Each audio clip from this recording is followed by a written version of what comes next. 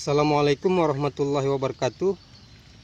Wadah kapasitas 25 liter ini kita isi kotoran ayam kira-kira setengahnya teman-teman. Kotoran ayam ini mengandung nitrogen, fosfor, kalium, kalsium, mangan, besi, tembaga, dan zinc. Kaliumnya itu lebih tinggi dari nitrogen dan fosfor. Dan bahan lainnya yang telah kita siapkan: daun kelor. Daun kelor mengandung nutrisi yang sangat tinggi dan komplit teman-teman, mulai dari karbohidrat, protein, vitamin, mineral makro mikro, asam amino esensial dan non esensial. Lalu krokot mengandung KNO3 dan penghasil kalium tinggi. Pucuk ubi rambat. Pucuk ubi rambat juga kaya akan nutrisi dan unsur mineral. Hormon JPT pada pucuk ubi rambat ini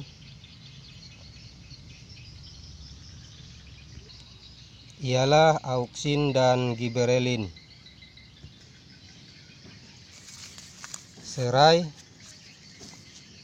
Serai juga mengandung unsur mineral makro mikro dan memiliki kandungan kalium yang tinggi.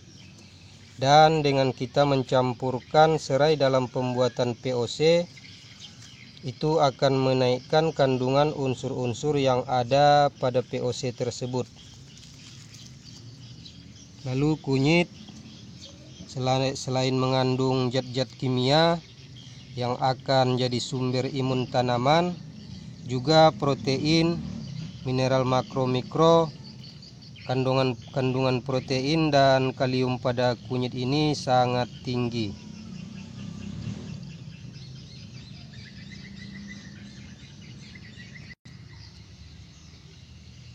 Semua bahan-bahan ini tidak ada takaran bakunya ya teman-teman, dikira-kira saja, kecuali kotoran ayamnya harus setengah dari wadah.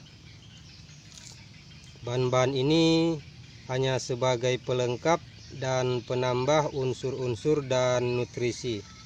Semakin banyak takaran bahannya, maka akan semakin tinggi nutrisi yang dihasilkan POC ini nantinya. Bila di tempat teman-teman salah satu bahan-bahan ini susah ditemukan, teman-teman cukup menggunakan beberapa bahan yang ada saja, atau teman-teman bisa ganti dengan bahan lain yang mengandung kalium tinggi. Selanjutnya bahan-bahan ini akan kita cacah halus ya teman-teman.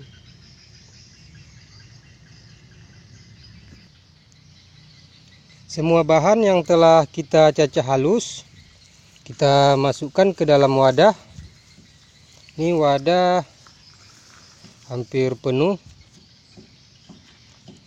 Lalu kunyitnya kita haluskan, diparut, ditumbuk atau di blender.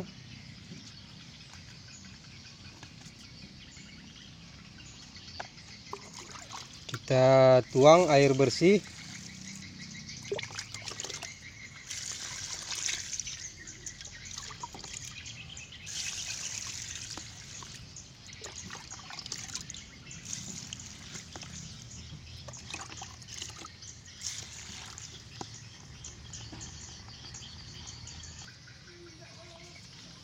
Kita aduk.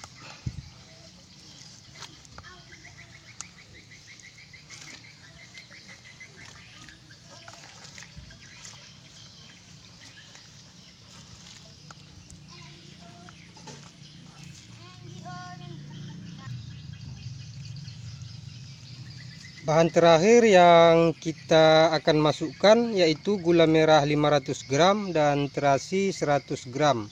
Gula merah dan terasinya kita rebus dulu sampai mendidih. Ini dia gula merah dan terasinya yang telah direbus dengan setengah liter air. Ini sudah keadaan dingin ya teman-teman.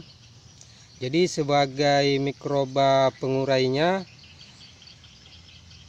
pengurai fermentasi POC ini dihasilkan mikrobanya, mikroba yang ada pada terasi ini.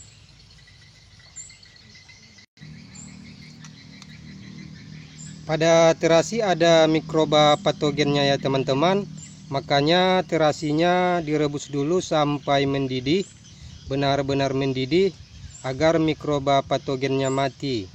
Sementara mikroba baik yang kita butuhkan akan aktif kembali setelah larutan ini dingin dan mendapat sumber energi dari gula yang kita campurkan. Adapun mikroba yang kita butuhkan pada terasi ini ialah Bacillus sebagai bakteri agen hayati dan penghasil pita hormon. Pseudomonas adalah rhizobacteria pemacu pertumbuhan tanaman, memfiksasi nitrogen, pelarut fosfat, dan sebagai agen hayati serta dapat mendegradasi zat-zat pestisida. Corynebacterium, bakteri agen hayati yang dapat mencegah penyakit hawar daun, layu fusarium, dan akar gada, dan bakteri-bakteri baik lainnya.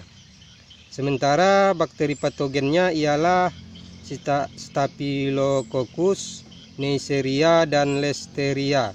Bakteri-bakteri patogen ini sifatnya anaerob.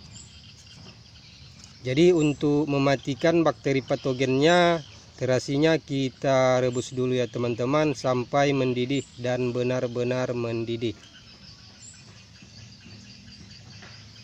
Selanjutnya terasinya beserta gula merah kita tuang.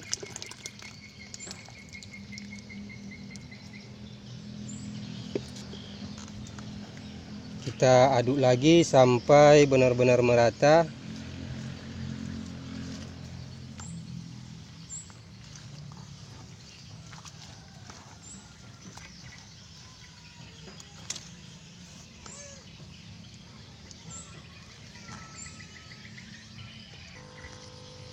Setelah kita aduk rata, airnya jangan sampai penuh ya teman-teman, kita sisakan ruang udara.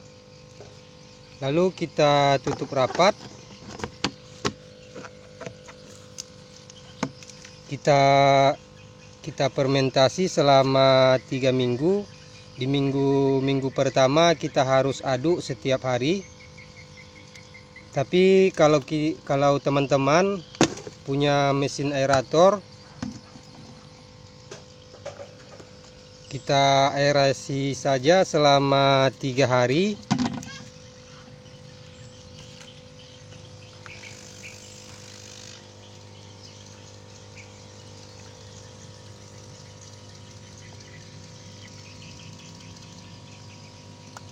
Setelah itu kita tutup rapat, dan 1 minggu setelahnya sudah bisa kita aplikasikan.